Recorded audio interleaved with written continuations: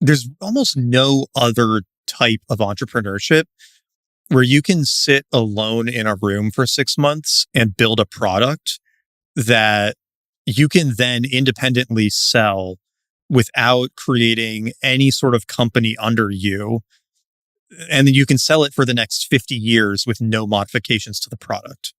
Like, that's insane when you actually think about it from that perspective. And there are people who do that, who sell a book for millions and millions and millions and millions of dollars, right? It's like, there's literally no other product in the world that I can think of where that is possible.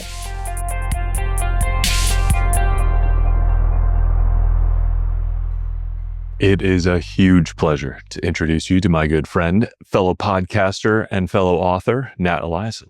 He's the author of the extremely entertaining and educational Crypto Confidential, his first book, which is traditionally published, which is a roller coaster ride through the crazy heyday of crypto, some apps he built, massive wins and losses, and it's a great book.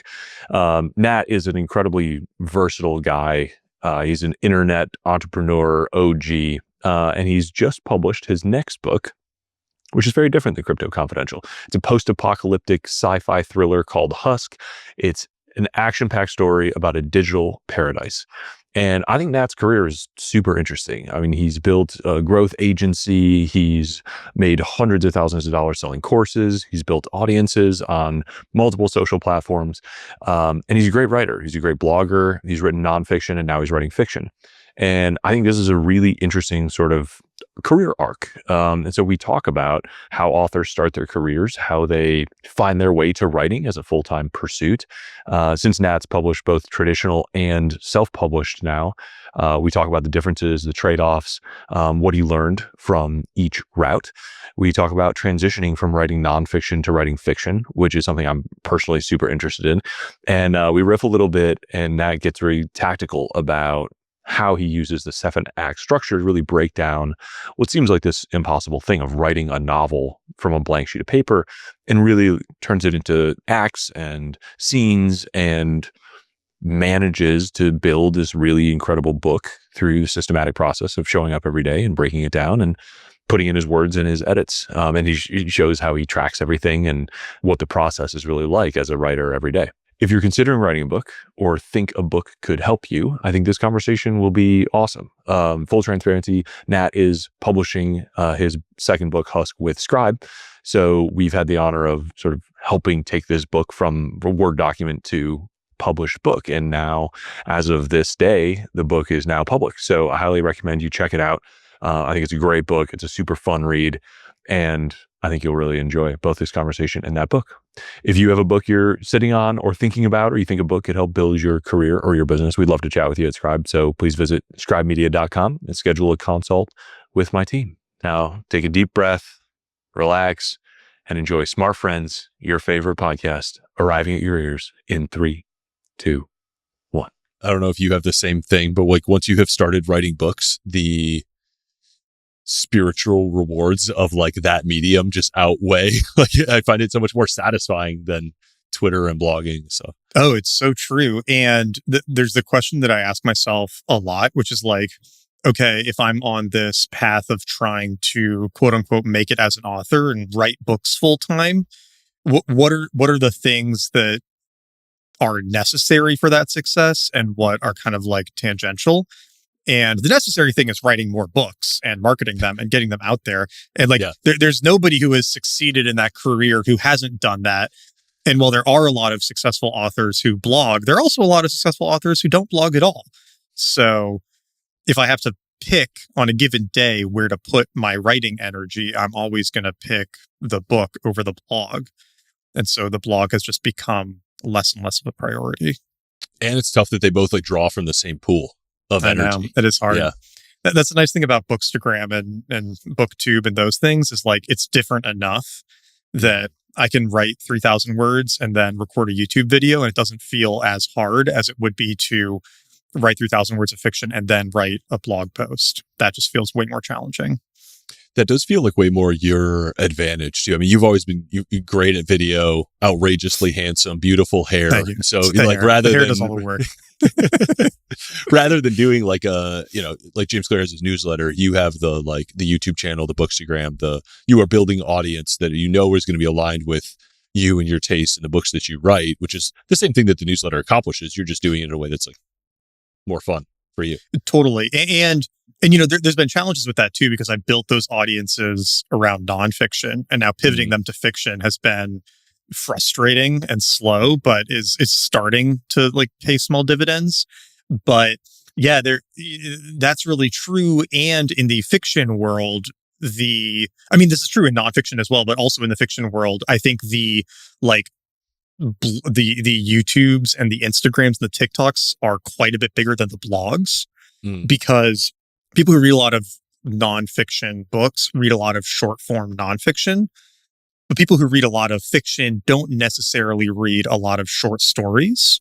Yeah. And so you don't see the same like Substack following for fiction authors the way there's a Substack following for nonfiction authors. Like that doesn't translate as directly. There are roundups and lists and stuff that do very well, but that was the old advice, 40 years ago or something, like write short stories, get them published in magazines, and then you might get a book deal eventually, and then you can write novels. But like now that you don't need to do that, the short story market has gotten a decent bit smaller, and I think is in some ways almost like a distraction from, if you want to write novels, it's like you should write novels because it's sort of a different muscle. It's a whole different skill set.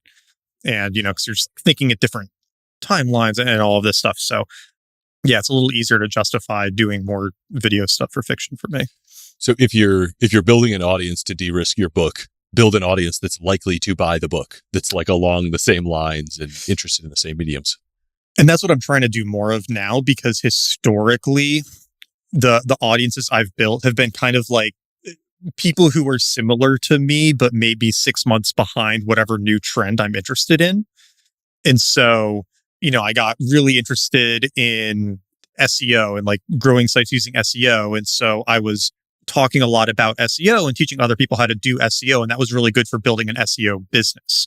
And then, getting really into Rome research and note taking and creating a course around that. And then with the AI course that I did earlier this year, and like all of those have been really successful for marketing to people like me.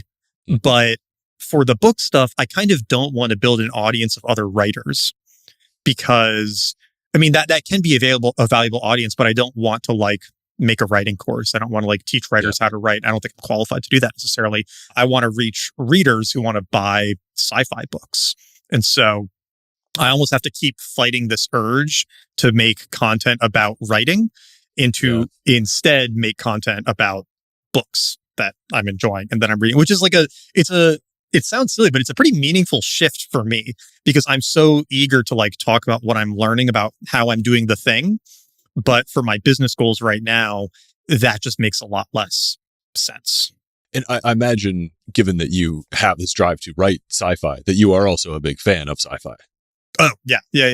And that's really been the big shift in my reading the last year and a half, 2 years, because I read a lot more of it growing up.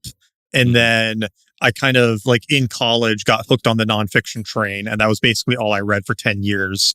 And now I'm going back to reading, predominantly sci-fi, and then some, lit fic and fantasy and some other things too. But like, sci-fi is my favorite category and the one that I want to do well in. And so it's just where I naturally gravitate to now. Yeah, you've done an amazing job of, I was trying to think about how to like classify you. Like you are this canonical like internet renaissance man of just the poster child of you could just do things. Yeah. Like you're the variety of projects that you've had over your career is incredible. And I think like, I don't know, I wanted to ask you about your project selection, method. Like, are you just going on vibes all the time? What's the triage? It has been vibes for the last 10 years. And I think there's good and bad to this. In some ways, I almost like generally don't recommend other people early in their whatever internet entrepreneur journey. Like I try not to say like, oh, you should do what I did. Like you should just try tons of stuff and it'll work out. And because it's like the reality is it usually doesn't. it, if you're kind of a dilettante and are constantly jumping between things, it usually doesn't go very well and you never get very far. And I'm like maybe one of the weird exceptions where like enough of these things have worked out that I've been able to build a pretty like comfortable life for myself and my family. And, obviously I've had some things go very not well, right? Like opening a tea cafe before COVID, but have had other things that do work out. So that was just bad luck, I mean, man, that timing was just brutal. In our defense, we hit break even the second month, so it was on a good track. But no, it really has been vibes based since I graduated college and started doing this stuff. And there hasn't been a ton of thought. It's just been like, what's interesting and, what can I get really interested in? And then how do I turn that into some sort of business to support me continuing to be interested in it? And I think the shift really happened in the last few years once I started having kids, where I kind of realized I can't keep doing this. Like, this is not going to be sustainable long term, because if one of these things didn't work out 6 years ago, like that was fine. It was just me and my then girlfriend and our dog. And like, it didn't have that many things to worry about. And now I do. And so trying to be a lot more intentional about my focus and what I work on, and realizing that writing is really the thing for me. That's what I enjoy most. That's where I think I can actually have some long-term competitive advantage between both skill and consistency, but also recognizing that if your goal is to be a career author who primarily makes their money from like making books, I mean, that's one of the hardest careers in the world to pull off. It's just, the numbers are terrible on it. And the only way you pull it off is pretty much through, except for extreme luck situations, the only way you pull it off with some reliability is just extreme consistency and commitment and not getting distracted and sticking with it and shipping and shipping and shipping and shipping. And then it slowly compounds into something pretty incredible over time. You look at somebody like I mentioned, James Patterson, he's published, or he has his name at least on 400 books, right? Or no, sorry, 230 odd books. And like, he's got a system for writing them. He has help, he has ghostwriters, whatever he works with, but he's published 200 some books in his life. And, he's worth $800 million or whatever. And you go into the airport and you see his name everywhere, but it's like, he published 200 books. That's sort of the manic consistency you need to be willing to commit to, I think, to pull this kind of writing career off. And that's really exciting to me now. And that's really where like all of my energy is focused at this point. I don't know how you would have described yourself 5 years ago, but like when I go to nateliason.com now, which everyone should do, it's author and entrepreneur, not internet renaissance man or like. No, and I still struggle with that. I still struggle with that sometimes too, because, my kids are in preschool. And so I'm meeting other parents all the time. And, it's different meeting other people in the real world versus like Twitter world, because, most of them don't work like we work, right? They work at big companies and stuff. And that, like, there's nothing wrong with that. I'm not saying it as a judgment. It just makes it like hard for me to explain my work sometimes, because I'll say I'll say, oh, I'm an author. I published my crypto book last year and I have the sci-fi novel coming out this year. And they're like, oh my God. So like, you're making your living as an author. And I'm like, well, not yet. I did these other things like, oh, I was a crypto engineer and I sold courses and I had a marketing agency. And like, I have this app that helps you train your penis muscles that still pays me $1,000 a month. It's just like, there's that stuff. It's like, what I want to be able to say is like, yes, I'm a full-time author and that's what pays all of the bills, but I'm still bridging that gap. Yeah. Dude, I had no idea the Kaggle app was still paying you. That's awesome. Dude, it's the gift that keeps on giving. Hell yeah. Hell yeah. I think it's just in the flywheel now of like Amazon or of Apple reviews. And I made this choice to make it a one-time fee when I launched it, which, the standard advice is like, no, you need a monthly subscription because that's how you get but everybody else launched monthly subscription ones. And I feel like the reason mine still has a place in that market is because you're not like committing to a subscription. So that's the only way that I can explain that it still gets downloaded after 9 years. But that's awesome.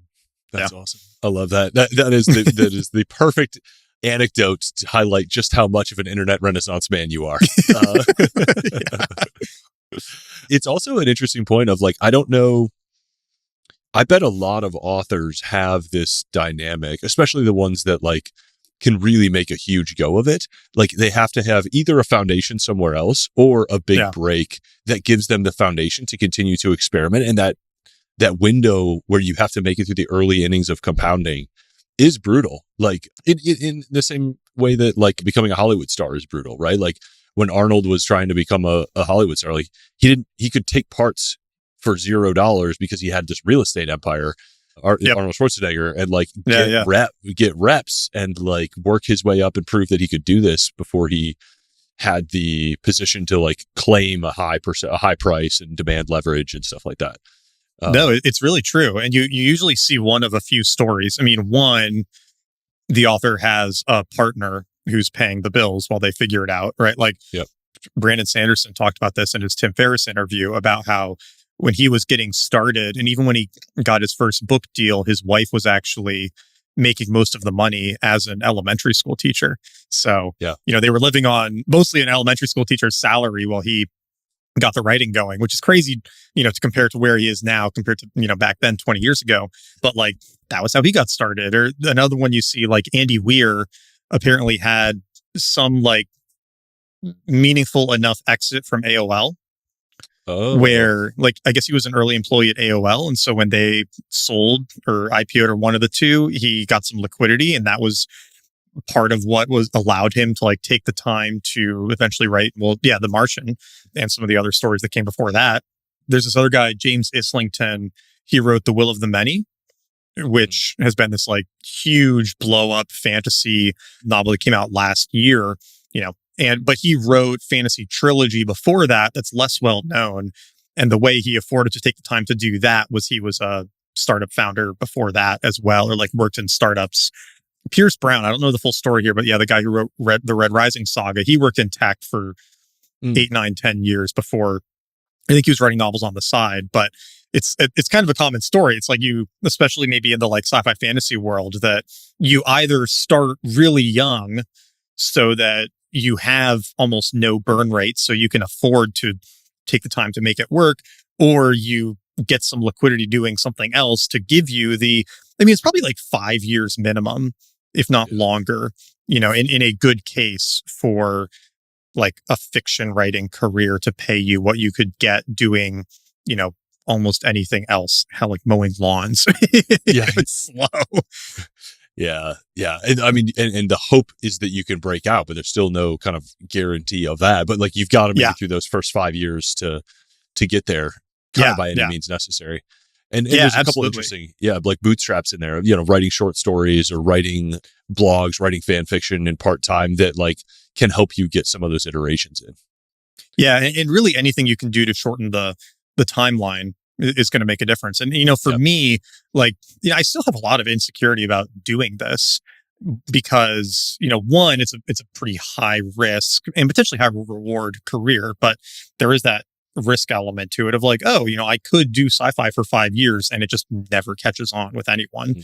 And the like, there are these other things that I could be doing too, right? That like probably would pay a lot better, a lot faster. But, at the same time, it's like something that's, helpful to me is that there are other people out there who pull this off and who succeed at it, starting from objectively like a way worse position than I am.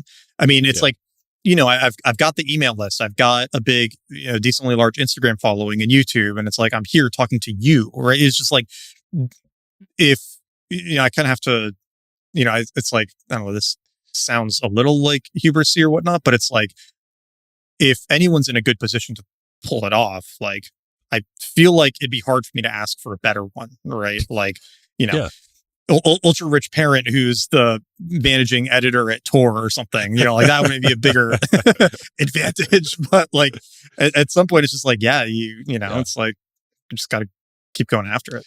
Well, and you've got I think being an entrepreneur also gives you an appetite for that risk and an understanding of the reward and the J curve that you have to go through in a new cycle. Because you do this all the time with new products or new businesses, and you've been doing that pattern for 10 years, maybe more. And so you've grinded for a big payoff before, and like it or not, as an author, you are an entrepreneur. Like at the end of the day, you are the owner of that book. Even if you sell the majority of it, you're the one who has to make it work, and you're the one who has to own it, and you're the one who has to drive it through to make the product excellent and see that it gets well received by readers.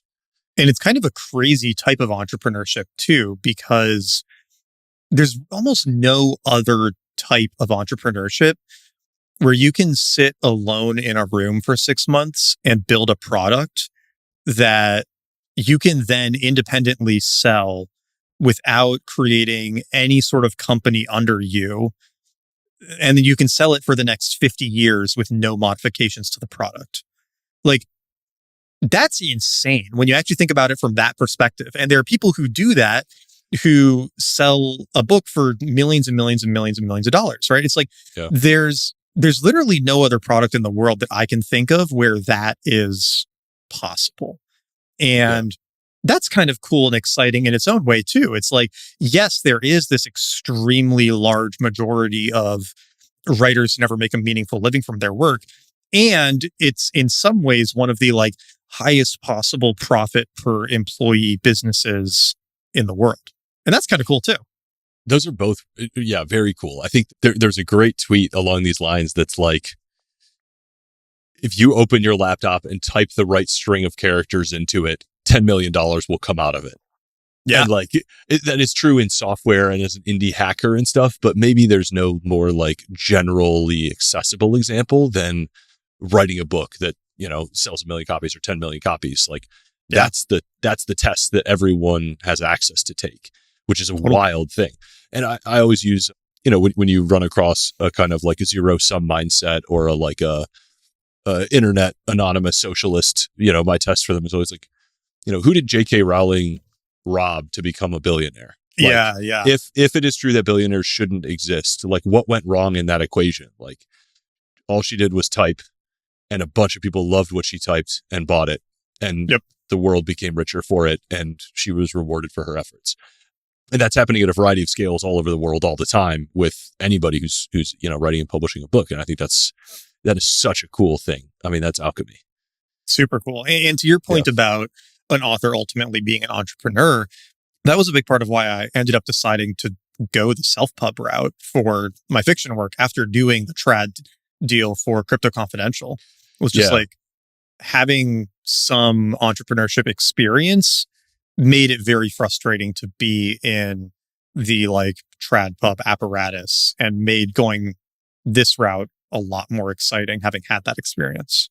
Okay, well, with that like teaser, let's go back to your first book. And like, what was the transition really? Like, where were you when that idea and when that first book sort of emerged as a real project that took shape? And how did you transition from kind of like general internet Renaissance man to author the first time? Yes. So I was running a marketing agency from like 2017 through 2020, basically until the very end of 2020. And then going to 2021 was kind of like looking for something new to do. Ended up getting sucked into the crypto world, was doing a lot of like programming, day trading shenanigans through that era, and writing about it because I had a decent blog following already. And one thing I've been decently good at with blogging is like explaining complex concepts in a more approachable way.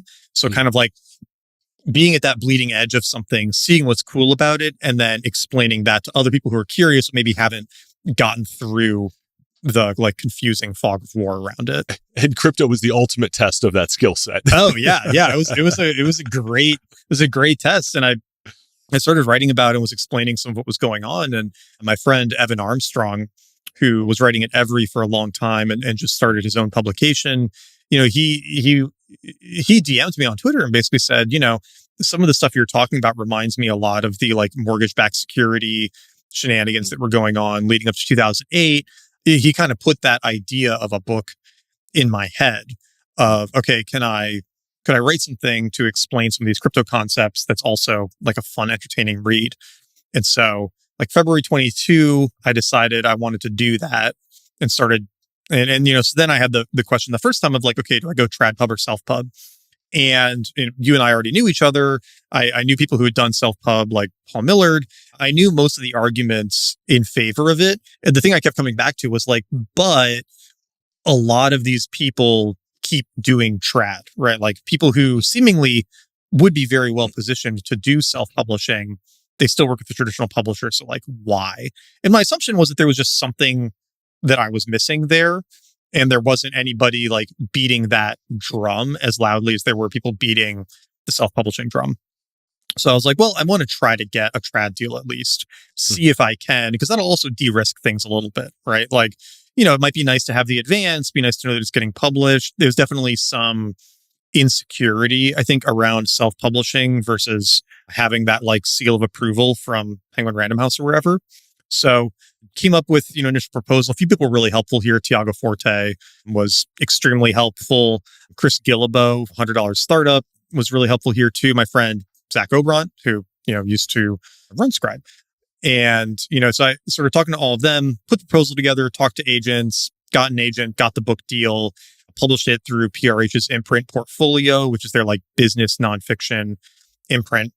And, going through that experience was extremely helpful. Like, I'm very glad that I did it. Like seeing how they make a book, seeing everything that goes into it, seeing what they do on the editing side, as well as the marketing and PR and just like how they operate. Like, I'm very, very glad I did it. And having gone through it, I'm not sure that I would want to do it again. I think maybe for the right topic or for a certain topic, I would consider it. But there were just a number of frustrations or like disappointments that came from it that made me kind of feel like, okay, again, I'm very glad I had the experience because otherwise I'd just be wondering. But now having gone through it, I feel a lot more comfortable just going after self-publishing, especially for fiction. What were some of the things you picked up from them, like the positives through the process that you learned? So I'd say, one big positive that they do a really incredible job of is the like editing and the attention to detail. I mean, they're really, really good at creating books. Like my editor, Noah, was wonderful. He was very, very thoughtful throughout the process. He did 3 or 4 full reads with great feedback each time. He had his assistant read it, and she sent feedback once or twice. And then even after I was like mostly done and had all of the structural developmental editing completed with him, there were 3 or 4 different proofreaders. There was a legal reader. They had the indexer. I got to work with their design team around like the internal layout. And the final production of the book is something I'm really proud of, right? Mm-hmm. It all came together into what I think is like this really great asset. And in my head going into it, I was kind of like, okay, you have your high level editor and then you have your copy editor. And like, that's kind of it. Right. And so those are all the people that you need to make a good book. And now I'm much more of the mind of like, you probably want at least 5 or 6 different people looking at it throughout that process, because it's so easy to miss things. And, you just get blindness to certain stuff if you've been looking at your book for too long. And that degree of attention was really impressive and very, very helpful. Yeah. The book turned out amazing. Like it's a really beautiful, like well done, well designed all throughout, right? Like it's a very, they did a really great job with it. Yeah. I think a lot of people don't realize how, like to the point about like typos and details, like how when you see a published book that has, 3 typos in it, that's like probably the average. It is so even like professionals and experts, it is so easy. The brain just like glosses over them, and it's actually takes a lot of effort. It's like sifting and sifting and sifting, to your point, 5 or 10 times with, not just smart people, not just detail oriented people, but like experts and professional proofreaders. And still there's things that get through. It's just almost like how it is, no matter how polished the process is. It's wild.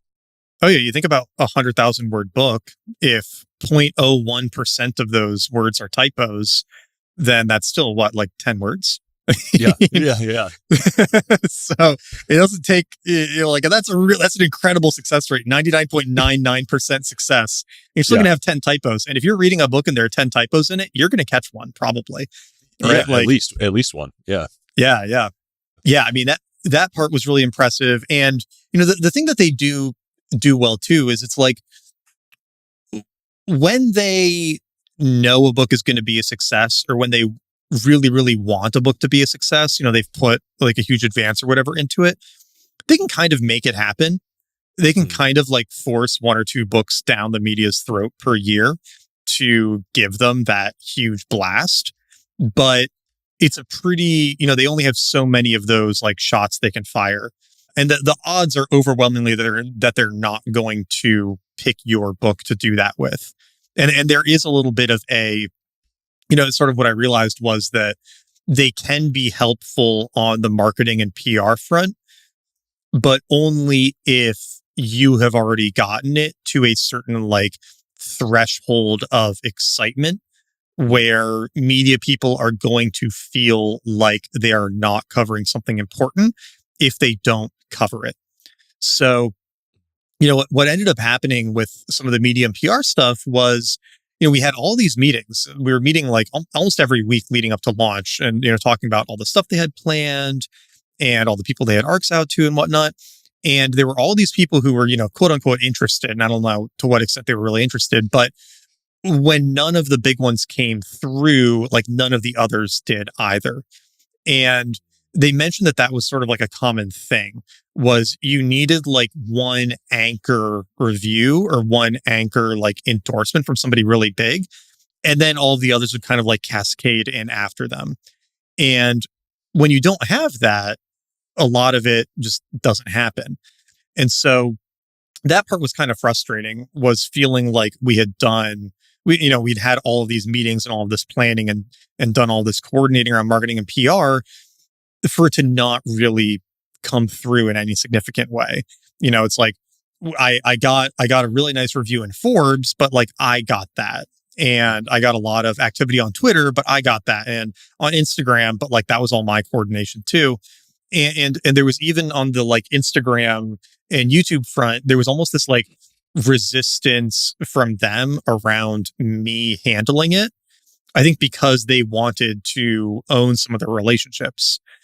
But for me, as a like quote unquote book influencer on Instagram, I was like, when a publisher reaches out to me, I usually ignore it. Like it's, I'm not responding to most of those because they have kind of a form letter that they always send, and it's never that personalized to me. And, it's not based on other things that I'm reading and whatnot. And so I was like, it's going to be better if I do it. And then we had this one sort of like really frustrating situation where I had done tons of outreach to like bookstagrammers and Twitter people and like other influencers to see if they wanted an advanced copy of the book. Because, my thinking was like, get them the advanced copy like a month before so they have some time to read it. Mm-hmm. They can hopefully post during launch week. And I'd lined up like 120 of these to send out. And then they said that they like wouldn't send them. They're like, well, we can just give them a PDF. We never send this many arcs. And I kind of like lost my shit. And I'm like, I could have handled it better and been a little nicer, but it was, I was basically like, are you guys fucking kidding me? Like, I just lined up all of these people who have big audiences who are interested in reading the book. And books are such a visual thing now that you want like a physical copy. One, because it plays way better on, it's like, hey, we're having this interview and I can hold up my copy of Husk, right? It's like, it's a prop. If taking a picture of your iPad, like that doesn't hit the same. And then it's like a reminder on their desk or on their bookshelf, right? It's like, hey, maybe you should post about this on social media. And so we had that like big fight, and they did end up sending them, thankfully, but it was just, some of that stuff was really challenging. And so coming out of it, I was like, well,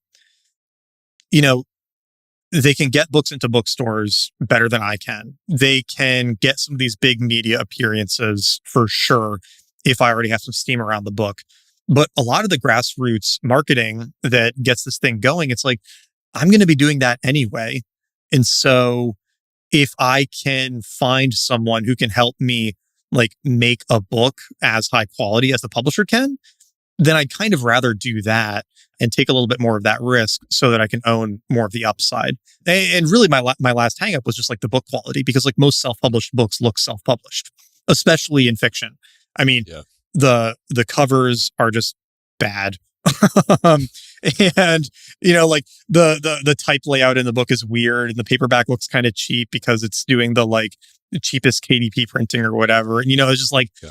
I don't like the feel of a self-published book. And that was a big hang up for me. But I've been very impressed with how these came out using Ingram and, the layout work that you guys do, because it's like, there are tiny things that, give away that this is self-published that I notice, but most people are not going to notice them. And a lot of them too, I think we could actually tweak with another print run. Like you can get it damn close now. And that's pretty exciting, because it's like when I sell a copy of Husk through my website, I make like $20 versus the $4 that I make for every Crypto Confidential hardcover that sells through Amazon. There's a big difference. Yeah, that's another thing that you did uniquely well that I think comes from your sort of entrepreneurial background, just going direct to customer. Yeah. And having a really novel launch strategy for Husk. So actually, why don't we do the transition from finish Crypto Confidential, then transition to Husk, then do the launch of Husk? Because I think this is all I gave you 20 threads in that monologue. I know, dude. That was so rough. I can cope. Luckily, I know this story well. So I think it's a really you had a very good, in my index of traditional publishing stories, you actually had overall a really good experience. You got a very, you don't have to share what it is, but I will just say it is a very generous advance. If you're going to be one of those 2 books a year that gets shoved down the media's throat, you'll know, right? That is a 7-figure advance, which they don't give out a lot of. But even in the world of non-7-figure advances, you got a great advance. You knew they cared about the book. You knew they saw a market for it. And I think you got a reasonable effort. Yeah, totally. No. And I'm definitely not in the trad pub is terrible and nobody should ever do it. It's I had a $275,000 advance, which is, it's a lot of money, right? That is a lot. The vast majority of books never make that much money. And I think the median is $10,000 for an advance for what it's worth. Oh yeah. That's an incredible advance. And to get that amount of money to go try being an author for 2 years is a pretty insanely great deal. Yeah. And then on top of that, my editor, Noah, I've said this everywhere. He was incredible. I've heard so many bad stories about working with editors and publishers where they just kind of rubber stamp things or don't give very much feedback, or it's really shallow. But Noah really cared about making it a good book, was very invested, had fantastic feedback all along the way, and also knew when to just say hey, you're on the right track, keep going, which sometimes that's kind of all you need too. And so, overall, just a really great experience. But then some of the frustrations plus the different calculus with fiction versus nonfiction made it way more appealing to go this self-pub route for Husk. Okay. What was the decision to go fiction now for Husk? Even before you even sort of decided on the route, you got off of a very long nonfiction train, even though you had an incredible nonfiction audience, a very successful advance, and a pretty well-received book. Crypto Confidential is a really good book, and I think you got a lot of good feedback on it. And you kind of put all of that down and turned around and jumped out the window and started doing fiction. Yeah. Well, a couple things came in here. One, going back to the always jumping between different interests and being, curious about a lot of different things. My blog has succeeded despite not having a focus really for the last 10 years. And there aren't many of us, it's and I don't have a huge blog. It's bigger than the vast majority. It's 50,000 subscribers, just short of that. But, in most cases, you succeed by having a topic that you write about, and you keep writing about that topic and you own that topic. And then your nonfiction books, if you're doing pop business blogger to book nonfiction, you're not history books or politics books or whatever, you kind of have some of those topics that you keep coming back to and you keep writing about those areas. And, what my agent told me was helpful is he was kind of you're not really going to be able to do it's going to be very hard for you to do the kind of like nonfiction book deal career that you might want to do, because if you want to sell a book on a different topic, you're going to need to build an audience or some proof of interest around that topic first. Like, I really, and part of me still wants to do this. I kind of wanted to do a book on like learning new things, like not in a 80-20 hacky way, but a like, actual like somewhat accelerated mastery, diving into these new areas, figuring them out, sifting through the noise. Like it's something that I'm good at, but I don't really have an audience around that. And so we talked about doing a book on that topic for a bit, and it was just hard to get it to a point where I could sell it unless I went out and built an audience around it for a year or two first. And it became kind of obvious that if I wanted to go the trad nonfiction route, I kind of needed to pick a narrower topic area and focus on it and keep selling books within that topic area.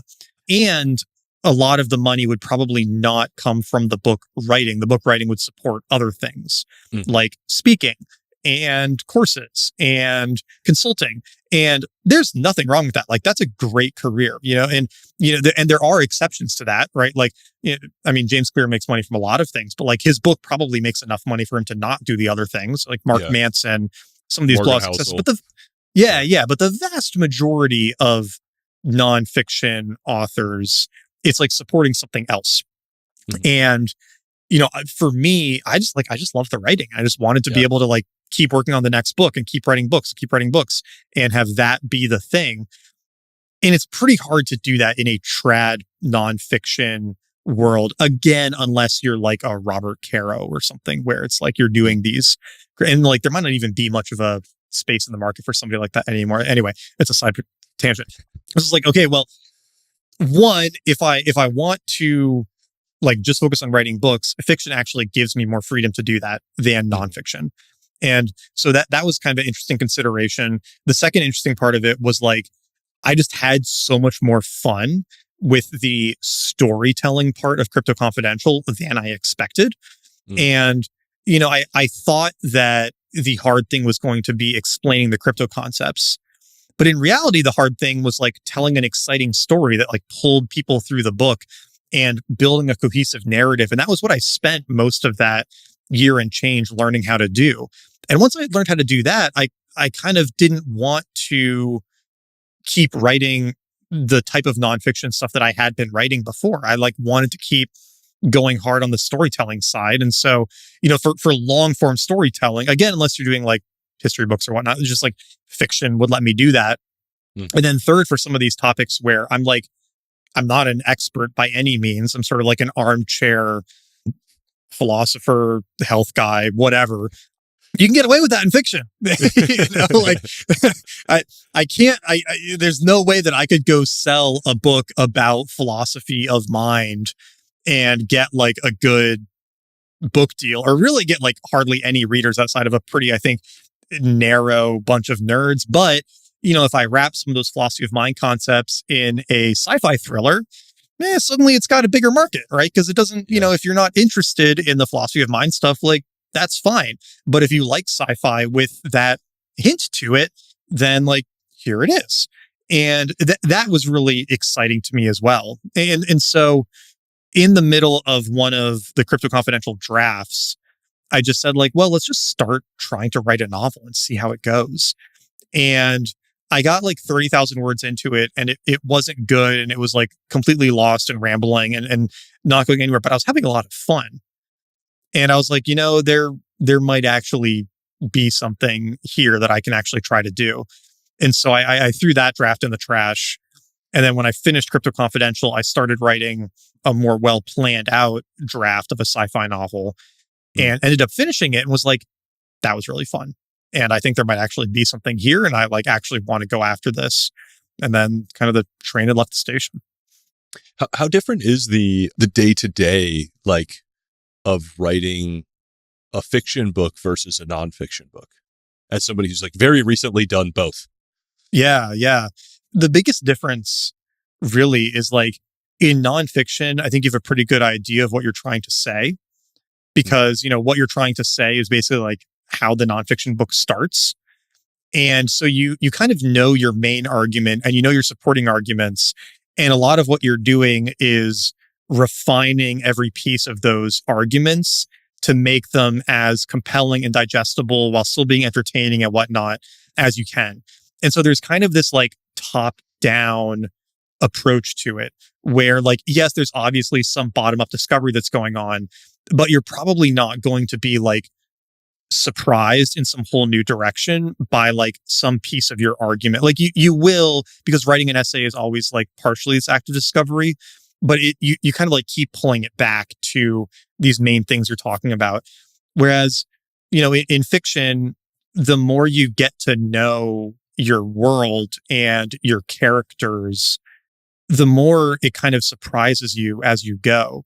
And so I have an outline of a rough idea of where I'm going, but with Husk and also with the novella that I'm close to finishing, the ending is completely different than what I thought it was when I started. I thought it was going to be one thing, and then I get to kind of like the climactic moment and I realize that like one of the main characters would actually have done something completely different here, or there's something else that would happen here now that I know this world and these people better. And it goes off in this new direction. And then I'm kind of like, Stephen King has this great line that he's just sort of following along, narrating what the characters are doing. And you slip into that sometimes too. And that's a really neat experience as well, right? Like, I was working on Husk 2 earlier this morning, and I have this character who I really like, but I wasn't sure what to do with him. And I was kind of like, why is he here? And then I sort of let him start monologuing a little bit.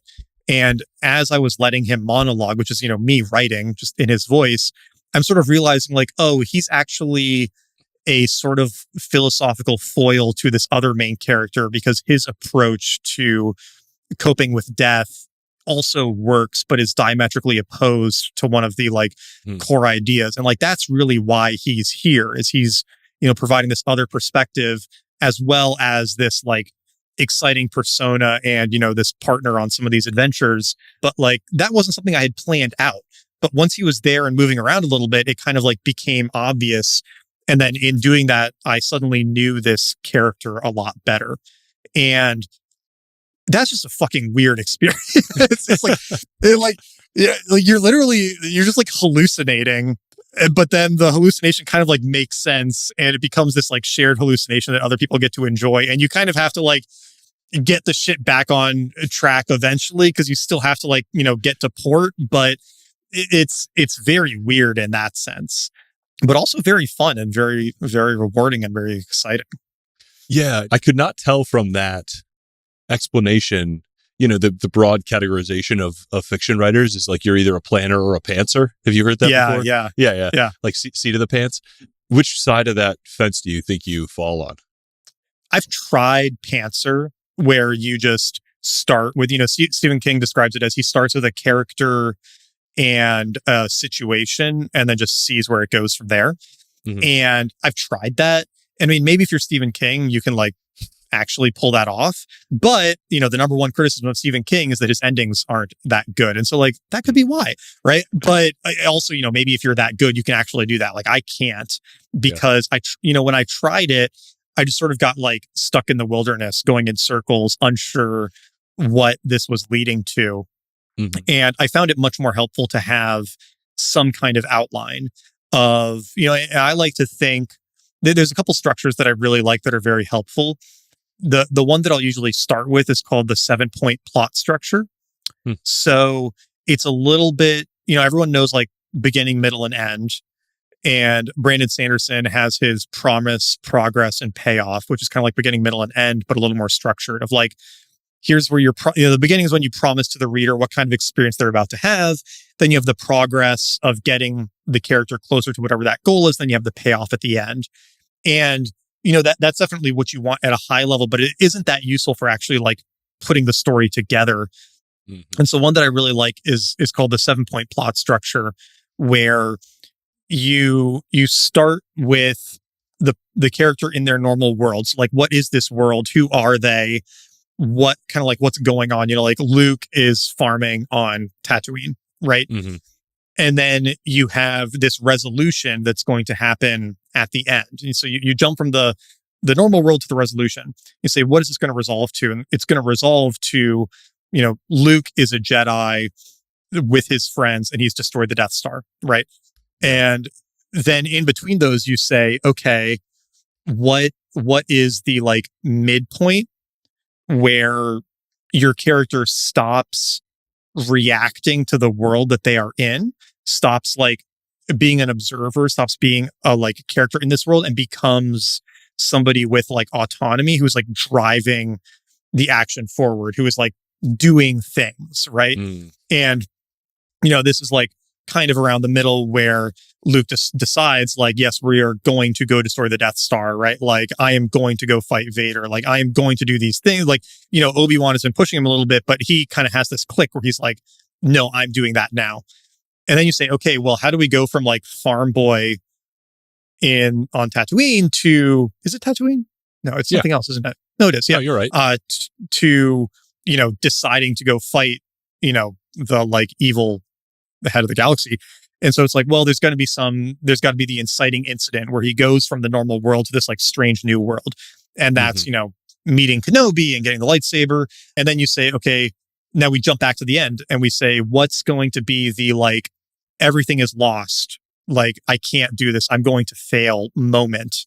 Right. And, you could pick a couple where it's like, oh, Obi-Wan dies, right? Like the missiles miss, making it into the Death Star. Then you have the like final moment where they like find the secret that allows them to like solve the big problem, right? The like final key to unlock their goal. And that's like, okay, he closes his eyes, he embraces the Force, the missiles go into the Death Star. And then there's like one more, which is like after the inciting incident, what ups the stakes, like what makes it a lot worse, so that he is thrust into having to no longer be a passenger, but become a driver in this world. And so you can kind of like think of those 7 and they give you this like initial outline for the book. And then from those 7, you can say, okay, from normal world to inciting incident, that might be like 5 or 10 scenes. And, a scene is going to be a character in a situation who wants something and then they either get it or don't get it. Right. And so, from that, now you've maybe got like 50 to 100 scenes. And once I have that, then I feel like I can actually start writing them. And within 3 or 4 or 5 scenes, it's like kind of gone off the rails and I start having to like delete things and move things and change things. And like I discover new stuff, but it gives a little bit of something to get started. And if you listen to some of these really prolific authors, they'll often say a similar thing where it's like, yeah, I outline, but once I'm in the outline, it's kind of constantly changing and moving around, right? And that's what I found to be the most helpful is I start with this outline. I start with these like 50 to 70 scenes or whatever. And then every few days as I'm drafting, I'm going back and looking at the outline and saying like, okay, what needs to change here? What has changed here? What should I shift? Right? Like, I mean, this morning or this past week, I've been struggling with like what to do in part of the middle of Husk 2. Because I know that it has to go from this turning point to this kind of climactic thing, but I wasn't really sure like what was going on in the middle there. And then just like in the process of writing this one, I was like, oh, it's this. Like this is these 5 scenes that are missing. And now that like chunk of the outline is filled. And I kind of had the confidence that if I just started writing, I would eventually figure out what went in that gap. And sure enough, it like popped out 50,000 words into it. So it's kind of this just like flow back and forth between the two. And I think at the end of the day, that's what like most people are doing, unless you're truly a like discovery pantser writer, which is just like a different breed that is really impressive. If George R. R. Martin is truly pantsing this level of like character complexity and history, like but also like ending challenges, right? Like he's on the cusp of closing it out for a long time without. Yeah. I mean, that could be why it's taken him 13 years or whatever to do Winds of Winter. It's just like not sure how to. Somebody mentioned this with Robert Jordan too, where it's like, this isn't like a terribly nice thing to say, but like people will know what I mean when I say this. Like he kind of got the easy way out of finishing his story in the sense of like by not finishing it and leaving the ending open for somebody else to come in who didn't have as much of the like emotional weight of trying to piece all this together, it might have actually been easier for Sanderson to come in and wrap it up than it would have been for Jordan to do it. Right. And so like that didn't really work with Game of Thrones with the final TV season, but maybe another writer, not a TV producer or whatnot, could come in and wrap it up in a way that would be even more satisfying to Martin than it would for him to do it himself. Yeah, I didn't have beef with the Game of Thrones ending, but I know a lot of people did. But Patrick Rothfuss, I know, has been like stuck on his final input for a really long time. And, Frank Herbert is, I think, pretty similar to Robert Jordan. They just kind of like started really strong with Dune and even Dune Messiah, but you just kind of like kept writing into either stopping or transitioning or, handing somebody else the reins or outright giving up. And it just kind of like the series petered out in a way that I think, I am a Harry Potter J.K. Rowling stan, but like it is unbelievably impressive, the tidiness of that whole series and well it was planned from the very beginning and how fast she wrote it. So like, I think part of that whole phenomenon is that like all those books were delivered published within a 14-year time span or something, 13 maybe. Yeah. And like in movies starting along the way. And it's because she planned so methodically from the very start. And that's part of what made it so satisfying as an ending is it mirrored 15 years later as a reader, what happened in book 1 in the final scenes. And that was incredible. And that's just like, it's so impressive to me now when an author really pulls that off. And, and I always wonder too, it's like, how much did you really have planned versus like pulled together at the end? But for Rowling, there are certain things where it's just like, you had to have some idea of this from the get-go. Because the like Voldemort dying, trying to kill Harry, him having the scars, him having the like intrusive thoughts and the parcel tongue and everything. It's like you clearly had some idea of the Horcrux from book 1, even though you didn't introduce it until book 6. Well, this is actually like, I don't know how intentional it was, but the 7-act or the 7-point plot structure, there are 7 books in the Harry Potter series and characters are sort of introduced and started and lost in roughly parallel lines on either side, right? Like you meet Sirius in book 3, you lose him in book 5, you meet Dumbledore in 1, but you lose him in 6. And it's a really like, Harry becomes in book 4, like Voldemort actually reveals himself as like a real manifested human physical threat in a way that he was just kind of like a phantom for the first 3 books. And that's the turning point where Harry's like, oh fuck, I gotta fight this dude. Like, and then the prophecy is revealed in that book 5, which ups the stakes as you described. And then 6, he sort of loses his support system, and 7 goes into like the climax where Harry is a wizard with his friends destroying the evil. Like that's a pretty cool. That's a really neat way to think about it. Yeah, you're right. That was a fun riff. All right. So Husk wrote the first draft, threw it in the trash, started a new outline, filled out this whole thing, discovered your process as a science fiction author, had your manuscript, didn't want to go trad pub again, brought it to Scribe, and we've been like very happy to like proud and honored to do the work to kind of get it into a physical book and help you get it out. But I want to focus, I want to like talk about your unique, where your entrepreneurial skills, direct to consumer, and how you're like taking this book to market. Cause I think it's really cool. And I think a lot of authors can learn from kind of like how you're experimenting with the formats and the packages and the sales and things like that. Yeah. So, once I was getting close to publishing, one kind of crazy thing about selling books is that for the most part, you're going to be selling through Amazon and through other bookstores. And when you do that, you get no relationship with your readers at all, which is kind of wild, right? It's like if somebody could subscribe to your product or to your SaaS tool and you had no idea who they were, or if they could, buy something from your online store or come into your store and you just have like no connection to them whatsoever. Like that's sort of wild. And, I know that's the case for a lot of products that sell through stores or sell through Amazon or whatnot. But as an author, it is kind of like a personal thing, and people do build relationships with authors.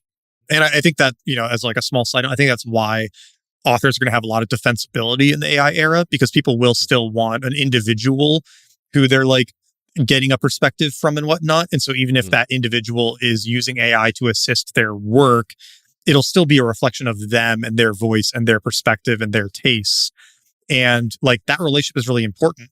So, when we were wrapping up production on Husk and I was getting ready to get on Amazon and do pre-sales and everything, I kind of thought it would be fun to try doing like direct sales through my own site for the pre-sale bundle, right? Or for the pre-sales, because one, you're just going to make more money if you sell through your site instead of through Amazon, right? Like you're not doing Amazon's cut.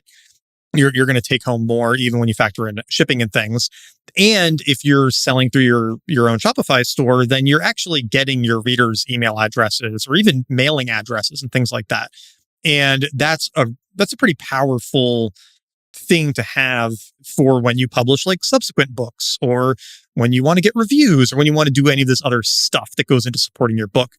So what I decided to do was I made a Shopify store on my site. So it's just shop.nateliason.com, where I'm going to sell my books. And, there's only 2 books there right now. It's Husk and Crypto Confidential, but over time there will be more. And the ones that I sell on my site, I'll have signed copies, right? So Amazon, you'll be able to just get like a normal hardcover, but through my site, you'll be able to get a signed one. And I've done fulfillment before because I had an e-commerce business selling tea. That was the cafe that I alluded to earlier. So I kind of like know the nuts and bolts of how this works.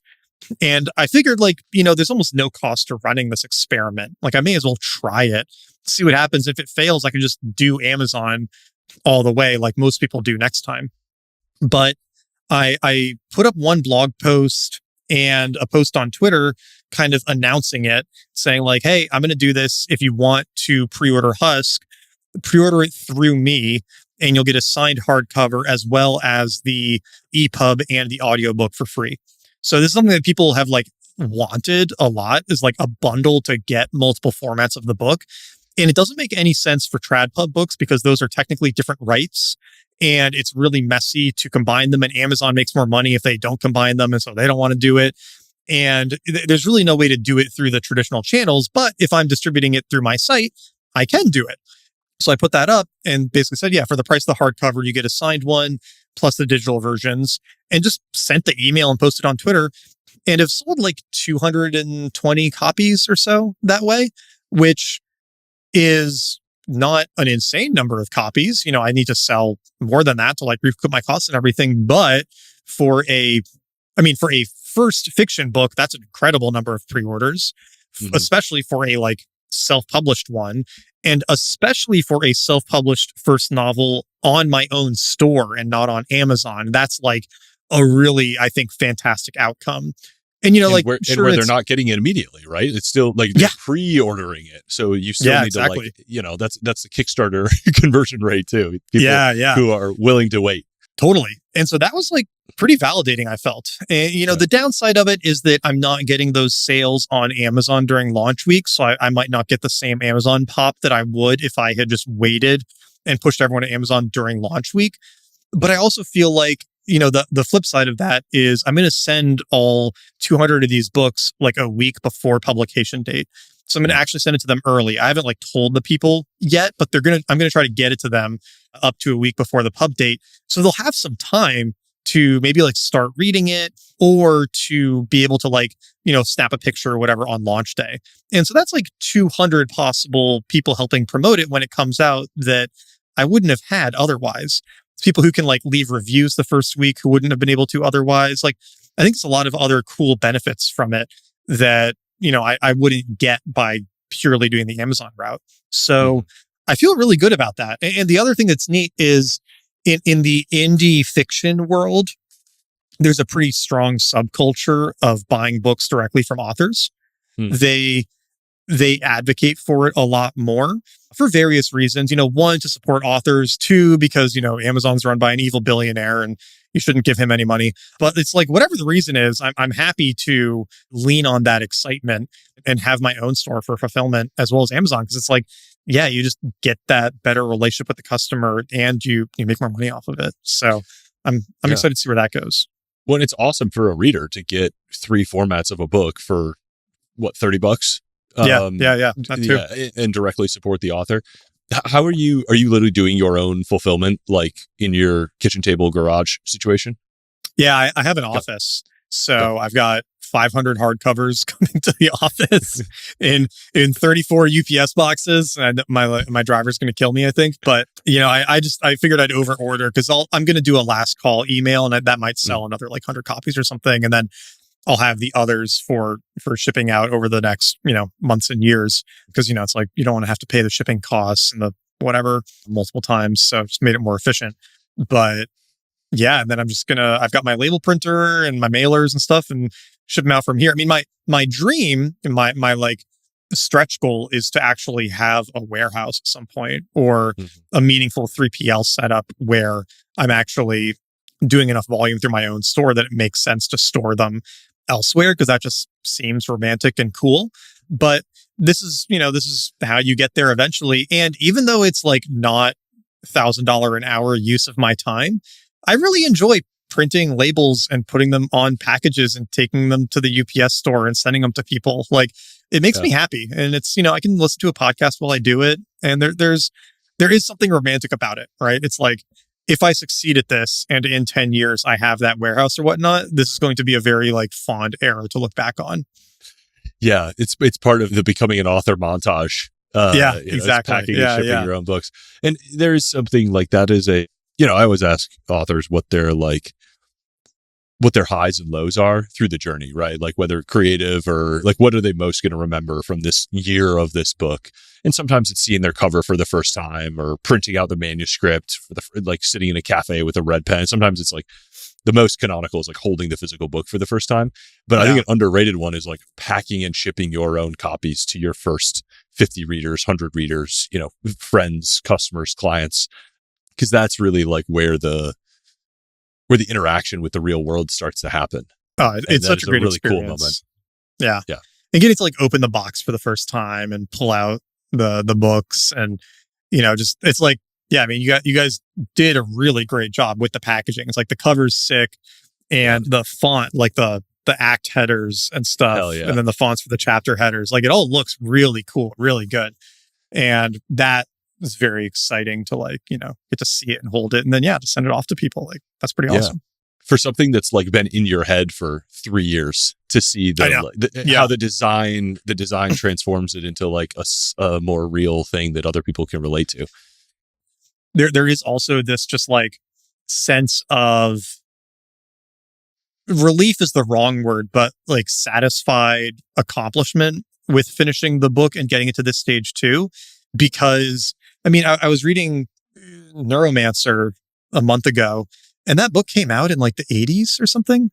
Yeah. And so people are still reading it 40 years later, right? And again, it's like there's almost no other product in the world where you can make it and finish it, and people might still be buying that exact same product unchanged in 40 years. Like, that's really cool to think about. Yeah. And counter to like, you've run an agency and a course, and building businesses, you're fighting entropy so hard and forever, right? Like that thing will be attacked. It'll erode. It'll be attacked. Like, it's a very dynamic thing, and you're just never done. You're never done building a business. Yeah. You have to kind of like sell it or shut it down, or know that like, it'll get eaten at some point. And there's something so satisfying about writing a book, because you are at one point done, and it will live on and it will outlive you. And that's it's a little bit of an artistic pursuit in that, because you can just be a craftsperson about this thing and know that like there is a finish line at some point that you can just like call it done and hand it off and, get on to the next one. I love that feeling. Yeah. Yeah. I mean, and like you said, as somebody coming from like agency work, and I mean, doing online courses, like I did this AI course earlier this year, and it had this crazy blowout launch. And now 5 months later, there's like 100 competitors, and everyone's trying to capitalize on that. And it would have to become my like complete full-time thing with employees and all that, just to like keep the place in the market that I had. And, that could be a really good business, but to be working on something that's the polar opposite, where, I launched that course with a tweet, and in the first weekend it did like 6 figures in revenue, right? Like, it might take 3 or 4 years before Husk does six figures in revenue. Like hopefully a lot less than that, but it's possible. Like technically it could never do that, but it could also just like slow roll, keep growing for 5, 10, 15 years. And I've never really worked on something where that's a possibility before. And that's a really nice experience. It changes your perspective a lot. And in the same way, like when thinking about, when you see the Harry Potter like theme park or a Hobbit house in real life, or there's a whole handful of examples of like, if you write something sufficiently powerful in like 10 years or 50 years or 100 years, like someone will build the thing that you had in your head that you wrote down. Yeah. Like, wild to think about. Maybe it's, Palmer Luckey comes around and builds VR because of Snow Crash or whatever. Yeah. Or Ready Player One, or like totally. the influence that books have as like the headwaters of culture. I think sci-fi in particular is like really incredible, high leverage, a neck that turns the head of a lot of people over a course of decades. Yeah. I mean, the number of businesses and things that have spawned from, like you said, Snow Crash, or, Neuromancer invented the term cyberspace. Like that just wasn't a word before that book came out, and he came up with it, and we use that word all the time now. Like, that's pretty cool. Yeah, that's so awesome. Okay, so tell me, as we kind of like wrap up here, paint me a picture of like how you hope the rest of this sort of author career unfolds. Maybe like, near term, long term. What's your ideal vision? The one thing that I love about the fiction publishing world is that the attitude in like a lot of nonfiction stuff is, okay, go build the audience, get the email subscribers, like do the other stuff and focus on those to sell the book. And the like conventional wisdom, and I'm not saying that's wrong, like that is a very good strategy. And the conventional wisdom in fiction is like the best way to market your book is to write the next one. And so with something like Husk is book one of what I think is going to be a trilogy in this universe. And, within the universe, I think there will be other offshoot novels and novellas. And so, with Husk coming out, I already have the novella that's kind of like related to it. It's in the same universe, but can be read in either order. You could read it before or after. Like I've already got that decently drafted. And so, I'm doing marketing, obviously. I'm going to try to get Husk in as many hands as possible. Like, and I recognize that in some ways, the best thing I can do for it is to just keep writing the next books in the series and keep talking about them and keep getting them out. Because if you think about the books in the series that you've really enjoyed, you often don't pick them up until it's the second or third or fourth or fifth in the series, right? Like I didn't read Three Body Problem until all three were already out. Or Red Rising, I think I picked up after the third book had came out. Oh, like I just absolutely binged through the Dungeon Crawler Carl series, which is incredibly good fun. And the only reason it hit my radar was that book 7 just came out, and I read all 7 books in a month. So it's like, there is, some of this is just like, you keep building the universe, you keep building the portfolio, and the more books you have, the more ways you have to reach people. And once they find you through one of them, they're going to hopefully go read 2 or 3 or 4 of them. And so, for the near future, my focus is like, okay, build out this world, get it to a point where I'm like very happy with it. And like, I know there are at least 5 books, maybe more. So that the 3 core ones, and then 2 tangential ones. And then I already have ideas for, completely separate series that I want to do. And like now it's becoming a problem of like, okay, how the hell do I fit these in? Like I can't, right? And going back to the like learning how to focus, there's this other book that I really want to do, but it's not in the Meru Husk universe. And so I'm like, okay, I kind of got to wait like 2 years, and then I can come back to it and see if it's still where I want to focus. And that's hard, but it's, that it is the way that you pull this off, I think, is that laser focus and the supporting assets before you move on to less direct supporting ones. Yeah, man. By the time you finish a book, it's very easy for 3 really good next book ideas to have come up. And that's a painful equation. Yeah. And and a book is like a, 6 to 12 to 24 month commitment. And you only have so many of those in your life. So, which ideas are good enough to spend them on, right? Like it can be, it's a very mortalizing thought to have, right? Yeah. It's like, okay, if each book takes a year and I'm 32 and I do this until I'm 82 or whatever, it's like, all right, I've got 50 books. Like, that's a lot of books, but it's also not that many books, you know? Yeah. Like, it does require pretty diligent selection, and that's scary, but yeah, it's the name of the game. Yeah. I think it's a good sign when the opportunity cost keeps going up, when your bar for new opportunities, new ideas, new projects keeps rising. Like it's painful to pass on something that was, maybe a life-changing idea 5 years ago or 3 years ago, but that's the game. Yeah. And somebody will, eagerly snap that up, and you can hand those off totally. to the next. It's interesting when you do look at a series, a world like this, you've got 8 books. It does change the math a little bit. Your average lifetime customer value is not $5 a book or $20 a book. It could be, if somebody buys 8 books from you directly, the full package, that's $150 a person. Well, that's what they say about like ads. If you're getting into the Amazon ads game for self-published fiction authors, there's a big focus on series, because if somebody reads one book in a series, there's a high likelihood they'll read subsequent ones, but there's a much lower likelihood that they'll jump to, a completely unrelated book in your bibliography. And so, people will like wait until they get 2 or 3 books out before they start doing ads, and then they'll heavily discount the first book, but then make these subsequent ones a little bit more expensive, because once they're committed to the world, they'll pay $7.99 for an ebook versus they might only want to pay $2.99 or get Kindle Unlimited if they aren't as sold on it. And so, like you said, there is this like economic side to it too. That's kind of interesting to think about the different levers for. Yeah, I love that. Okay, man, I'm so glad to be like a fan and follower and in your orbit.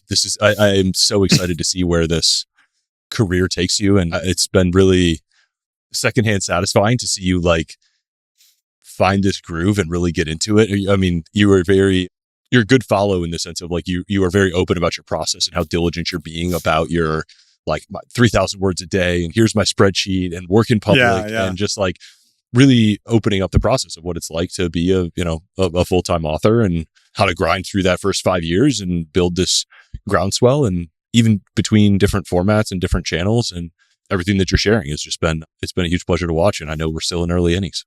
Yeah. Thanks, Matt. I really appreciate it. And, really appreciate, how supportive you've been through this process too. And just getting to talk about self-publishing and publishing in general. And also just like having Scribe there to help with getting the book together. Like, it's been really awesome working together too. So excited to do a lot more.